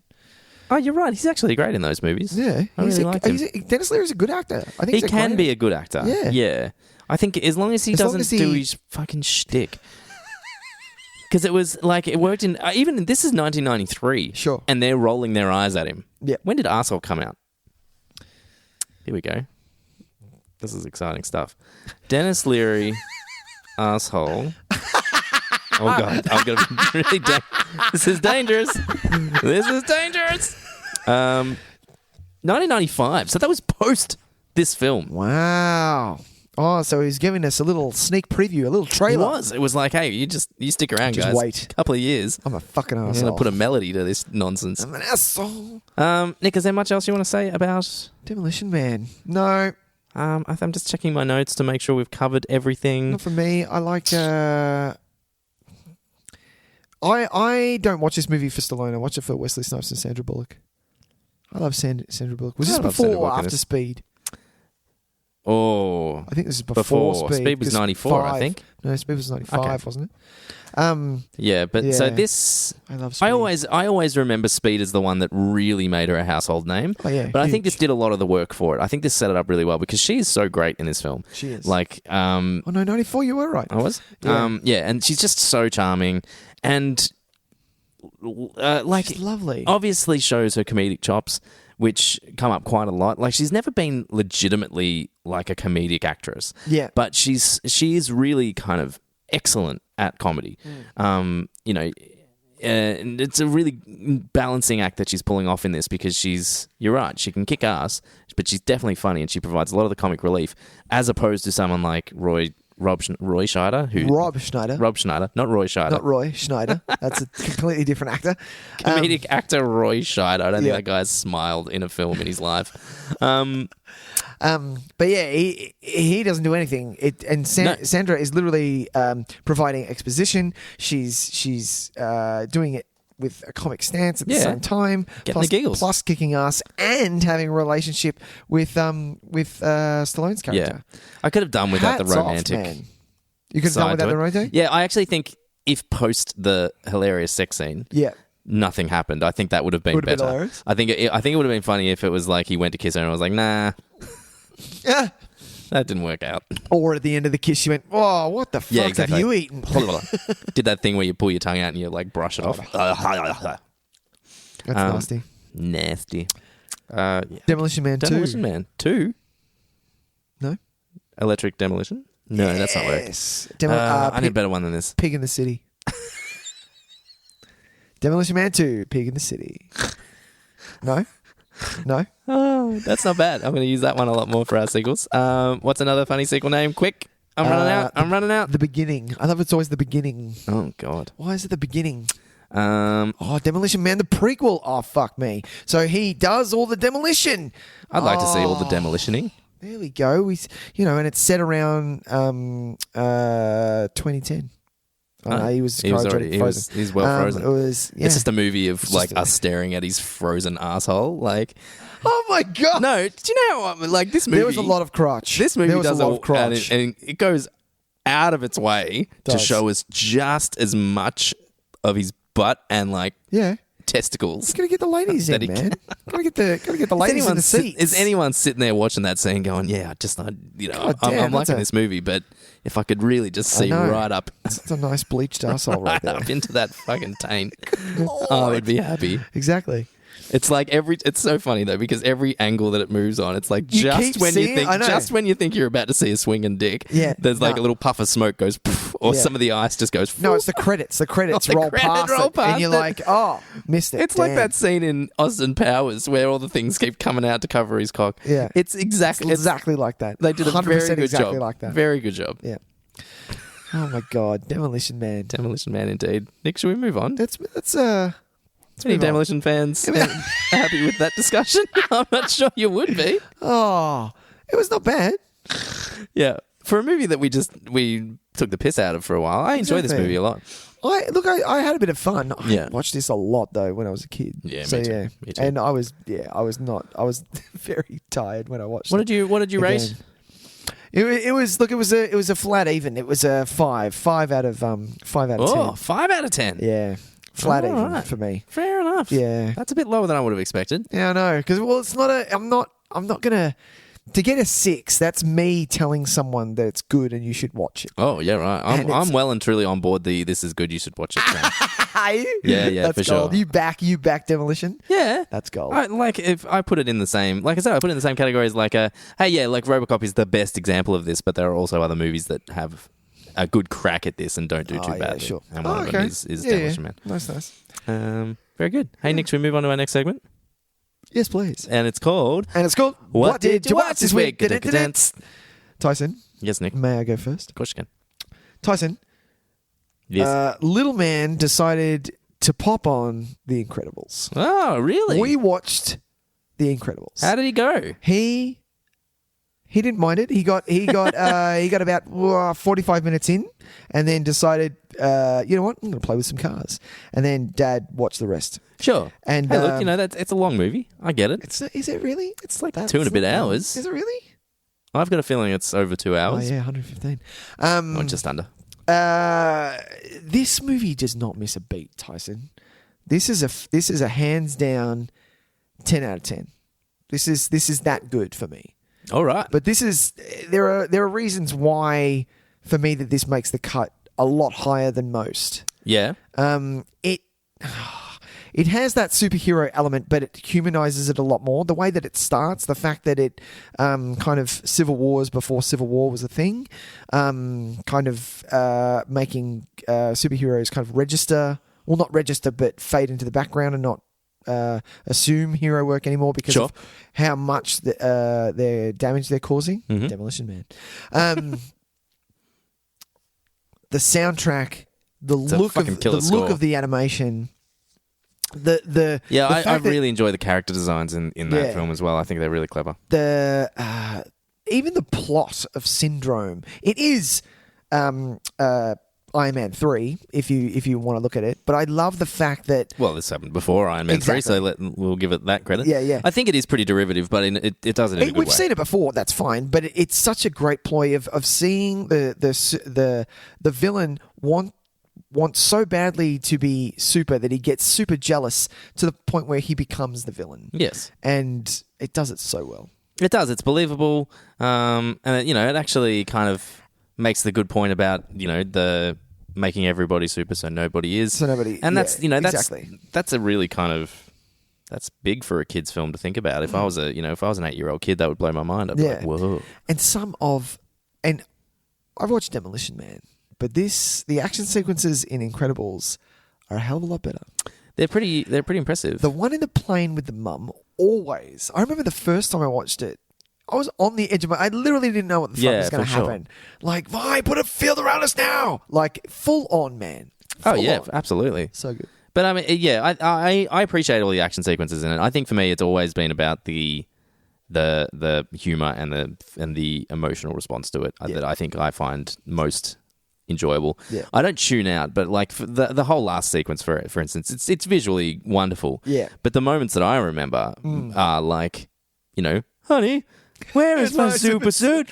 Honey! Like that kind of stuff. Like that's the stuff to me that sticks out, that I enjoy the most. Like, what are you looking at, kid? I don't know. Something amazing to happen. Yeah. Like all that kind of stuff. That's what I really get. Kind of gives it. me the chills when I think about it. I'm like, oh, this movie's it's so beautiful. I love it. It's so good. Such a good movie. Yeah. 10 out of 10, hands down. Yeah, pretty solid. I'd probably I'd have to rewatch it because it has been a while for me, but it'd be up there for sure. And I was really I remember watching number 2 and I was I was beyond pumped. And I didn't need to be. Still haven't seen number 2. Yeah, I'd like to know what you think. Yeah. But anyway, Incredibles. Great. Is that all? That's it. All right, cool. I've got a couple I want to talk about. Yeah. First of all, I want to talk about a Netflix film called The Perfection. This is a horror movie that got a bit of buzz last year when it was released because people were kind of a bit overwhelmed by its batshit craziness. Okay. And I never got around to watching it and just kind of thought, yep, we were looking for a horror movie the other night. And I was like, okay, I've heard this is batshit crazy. Let's give it a watch. Stars Alison Williams from Get Out. Yep. And it's a movie about the synopsis is as such. When troubled musical prodigy Charlotte seeks out Elizabeth, the new star pupil of her former school, the encounter sends both musicians down a sinister path with shocking consequences. Now, this movie kind of... it's like 17 different movies rolled into one. Mm-hmm. So you're watching, and about 10 minutes in, you're kind of like, you think you know where it's going, and you think you're getting the vibe of the film, and you're like, okay, cool. It's a bit of a steamy kind of thriller. Yep. Yeah, it's a bit sexy. You know, it's like, okay, yeah, I see where we're going. You know, blah blah blah. And then it takes a turn, and you're like, oh, okay, it's a bit of a head fuck. All right, cool. It's a bit more, okay, we're it's a bit De Palmer-y. It's like there's, I suspect, foul play, that kind of thing. Yeah. And then it takes another turn, and you're like, holy shit, is this like a witchcraft movie? Is this like, are there curses involved in this? Then it takes another turn. Seriously? And suddenly it's kind of a bit torture porny. And then suddenly you're Seriously? like, yeah. And then it's like, it's this, and then it's this, and then it's this, and then it's this, and then all of a sudden you're at the end of the film and you're watching this most ridiculous, fucked up finale, and you're like, how did we get here? This is out of control. So I fully support the opinion that it is bonkers. It's not bonkers in a great way, though. I think it's I ended up giving it like 3 stars. Sure. 3 out of 5, because there are parts of this movie that are outright brilliant. Right. Whoa, okay. And then there are other parts that are just so ridiculous, and you are like, this is fucked. You have got to be kidding me. Some of the directional choices are very questionable. Okay. Some of the acting decisions are very questionable. But then there's just so much going on and so many good ideas. And some of the violence, some of the out of nowhere violence that just knocks you on your ass. You're just like, whoa, okay, here we go. Bring it on. Yeah, it's just not the movie you could ever expect it to be. And the fact that it changes what kind of movie it is 6 times, I reckon 6 or 7 times throughout the running time. Yeah. You feel like you're watching one movie, and then you get comfortable with that kind of style of movie, and then it flips again, and then it flips again. It's worth watching for that reason alone, because I can't imagine anyone seeing where this is going, knowing where this would end up. Okay. If you possibly guessed the final frame to this movie without at the beginning of the film, you get a gold star. You get more than a gold star. Damn. It's beyond ridiculous. Also starring, Steven Weber, who I quite enjoy from the TV adaptation of The Shining. Oh, yeah. Remember him? And Wings, the TV show Wings. I think he was in that, wasn't he? That was one of those shows that was always on like at 11 p.m. on a Tuesday night. Yeah. And whenever I switched it on, I'd be like, oh, yeah, okay, Wings. Let's see what this is about. Wings. And within 5 minutes, I was like, Wings is not for me. I'm going to pass on the Wings. Passing on Wings. But yeah, so The Perfection on Netflix. Gold. That is hilarious. Yeah. Okay. Give it a watch, man. I'd be really interested to see what you think. I think you might hate it. Yeah. You think I might hate it? Well, you've intrigued me. I want to watch it now. Yeah, well, because I think it's... I find 90 minutes. Jesus. Yeah, quick one. you're in and out. Right. I feel like I'm a bit of the exception because it positions itself as the kind of movie you either love or hate. Yeah, right. Like, because it is so drastically in different directions that I find it that it would be almost impossible to be it's okay. Yet that's where I ended up falling. I was kind of like, yeah, it's okay. Because I liked some of it so much, but I hated some of it so much. So I wanted to give it a fair whack down the middle. Nice. The other movie I want to talk about is a fucking 90s thriller classic that I'd never seen. What did you watch? The Firm. Oh, shit. Tom Cruise. The Sidney Pollack directed 1993 film. Same year as Demolition Man. Check that out. What a year. What a year. God damn it. What a year. Demolition Man and The Firm. Too much fucking good movies.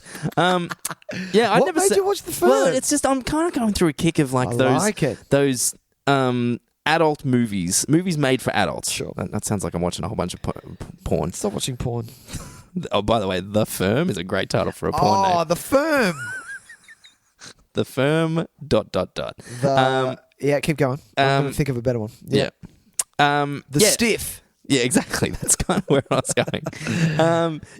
I'm in a bit of a kick of movies made for adults. Sure. Because there was that patch of time in the 80s and 90s where it was like, this is just a well-made movie by a really fucking like a good director. Yeah. It's made for adults. It takes its audience seriously. Yeah. It doesn't spoon-feed its bullshit to you. It's made for intelligent movie watchers to just sit down and experience. It's not about CGI, it's about the dialogue. No, and look, I don't want to sound like, we talk about this all the time. I don't want to sound like old man yelling at clouds. Yeah, that's But I fine. do miss these kinds of movies because they don't really exist anymore. No. And so I'm kind of enjoying going back to this era where they were like, Tom Cruise would never make a movie like this ever again. No way. There's no chance. He did. It was called Lions for Lambs. It did shit house. It did garbage. Yeah. But even that, there's like this is like John Grisham kind of was thought of as a bit trashy back then. Yeah, he was, yeah. But really, like he's quite good though. Well, I actually read a couple. I don't know when I did that, but I remember I went through a bit of a phase. I read like Time to Kill and The Client and Runaway Jury. I think I read as well. I don't know why. I like those movies. Runaway Jury is quite good. I remember I've only seen it once. And I remember really enjoying it. Yeah. But yeah. So Gene Hackman's in a lot of those. Yeah. Wow, I think I okay. just named 3 that have... No, he's not in A Time to Kill, but he's in this. Yeah. But, you know, and it is really good to see people like Gene Hackman on the screen. Yeah, man. You forget, like... I know we have good actors. We do. Don't get me wrong. We have great actors working do. at the moment. Yeah. Gene Hackman can just turn up in any piece of shit movie and be the best thing in that movie without even breaking a sweat. I love a serious Gene Hackman. I like a really serious Gene Hackman because he does comedy quite well. Yeah, he's very funny we as well. love him as Lex. He's our nice Lex. He's a my great favourite Lex. But a serious Gene Hackman is almost scary. He could be terrifying. Yeah. Quick and the Dead. He's terrifying. No. Enemy of the State. Oh, yeah. When he's doing like tech thriller mode. Yeah. Yeah, well, and you know, he's not even like one of the main characters in this. He's a supporting character, but he actually plays a smaller role than I thought he did in this. Yeah. You know, but he just every time he's on screen, you just kind of like, fuck me, Gene Hackman, you are up there. You are one of the all-time greats. And when you're watching a movie like this, and for no reason, like Ed Harris is just the FBI agent. Oh, Ed Harris. And you're like, Ed Harris, man. Jesus. You're fucking great too. Come on, man. You know, people that are, you know, exceptionally good actors showing up for 5-minute roles. Holly Hunter is in this in a really like serious supporting role. And I think she got nominated for an Oscar for it. Oh, really? Yeah, she did. Best actress in a supporting role. She's in about 6 minutes of this movie, I reckon. Jesus. One of like some really great scenes. Like That's there's one. 1993 didn't have the best, you know, maybe not the best films. Maybe, but it's just, you know, I didn't even love this movie, to be honest. Like it's, you know, it's a solid 3.5-star movie, right? But it's just so refreshing to sit down and watch a movie like this and see how we used to kind of have this. We used to be able to treat our audience a different way. Yeah. There was a marketplace for this. You know, people would, you know, adults would go to the cinema on a Thursday night or a Friday night. And yes, kids would be out seeing what came out in 93. You know, Secret Demolition of the Ooze. Man. What year was that? Yeah, Secret well, of the that's Ooze. it. They might have been saying Demolition Man. Exactly. And then, you know, adults could go, all right, here's your kids, here's your $20. Have fun. We're going to see we'll meet this. at the end. We're going to go see The Firm. Yeah. And it would be... I've only done that once. What? Gone and seen like a serious... No. No. Gone to the cinema with my family and we've all seen different movies. Oh, yeah, fair enough. Yeah. No, no, it was never a thing for me. I've done it as a person before. Sorry, that sounds really weird. As an individual person, like I've gone with friends. Yeah. And you've gone off I've gone to see something else while some other people saw a different movie. Oh, okay. Yeah. But never with family, like not with mum and dad. Not like I didn't see a kids movie. I didn't see Secret of the Ooze why they saw, you know, Basic Instinct or something. I didn't. Yeah, but I saw something else. Like mum and dad, I forget what they saw. My brother went to see Mystery Men. Oh, yeah. Or something like that. And I saw End of Days by myself. Yeah, nice. Yeah. I think that was it.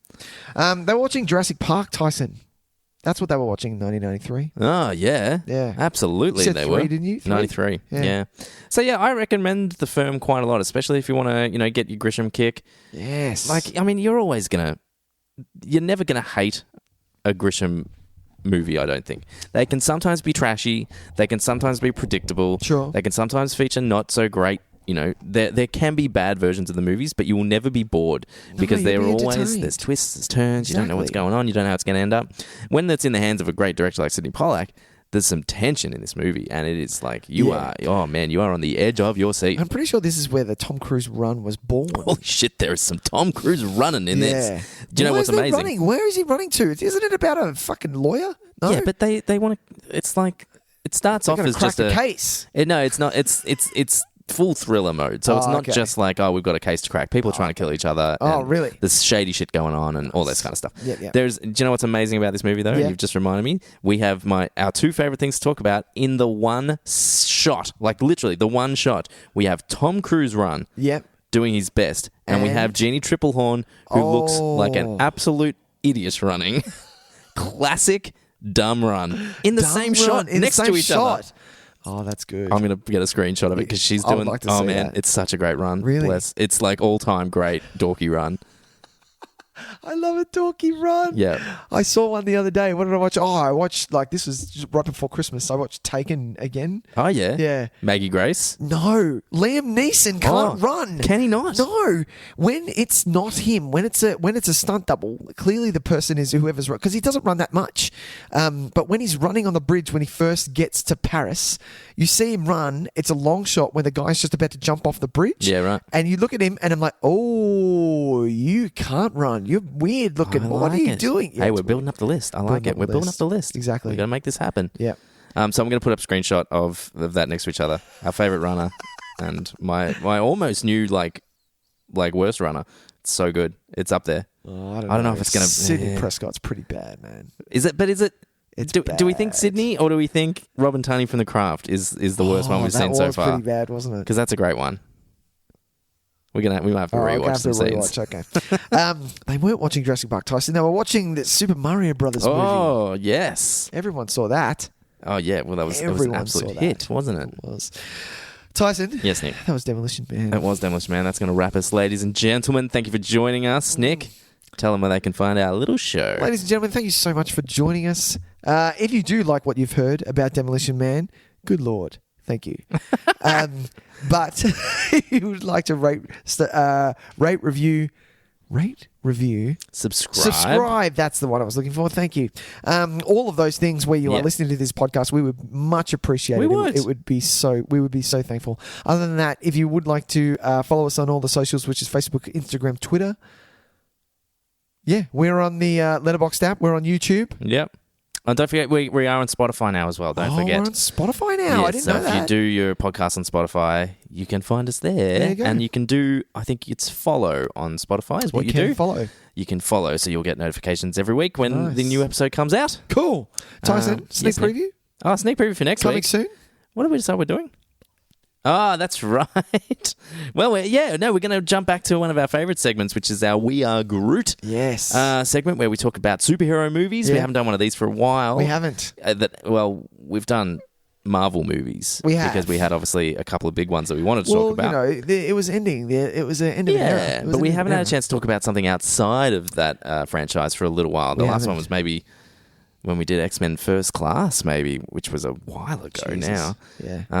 Yeah. So the We Are Groot segment where we talk about superhero movies, we're going to go to a kind of underrated Marvel superhero that is making an appearance in a couple of years. Yeah, he's coming back. But we're going to go to what year was it, Nick? I'm going to have a stab at it and say... I love when you do this. I got 20. I'm going to say 2002. 2002? Yeah. Let's see how close I am. Oh, Jesus. Dun, dun, dun, dun. Jesus Christ. Did I get it? Really? Yeah. Well done, I got son. It. This is not, 2002, we're doing Blade 2. Blade 2. Guillermo del Snipes, Toro's double team. Yeah. This is amazing that Guillermo del Toro directed one of these movies. I forget that. I love it. I love it so much. Sick. I love it because Blade was such it was a slow burn. People saw it at the cinema and everyone was like, go and see this thing. And no one did. Yeah. Then it came out on video. Everyone saw it. It's a big hit. Everyone loved it. Yep. 2 came out. And what Guillermo did was go, I understand what you did, but I'm doing something else. P.S. I'm just taking this character and I'm inserting him into my fucked up movie. Exactly. I'm going to take a mad horror spin on this sucker. Yep. Let's see how we go. I'm very excited to watch this, Nick. It's been a long time since I've seen this movie, so I'm pretty pumped. Bust out that box set. Have you got a box set? Nice. Yeah, man. It's all shiny and silver. Oh, yes. Yeah. Good one. And I'm going to have to watch one now before 2 because I can't do that. Yeah, I'll probably leave one. No, I've seen one so many times that I think I'll be okay. All right. But I'm really excited to watch this. This is going to be a lot of fun. Wesley Snipes double feature. Wesley Snipes double feature. Yeah, good on him, man. Nice. I miss Wes. Yeah, we should do White Man Can't Jump the week after. Triple feature. No, we will be doing Expendables 3. Oh, of course. That's the highlight. Nick, that's going to wrap us. Tyson, that's us. All right, man. I'll see you next week. See you, buddy. Bye. Bye.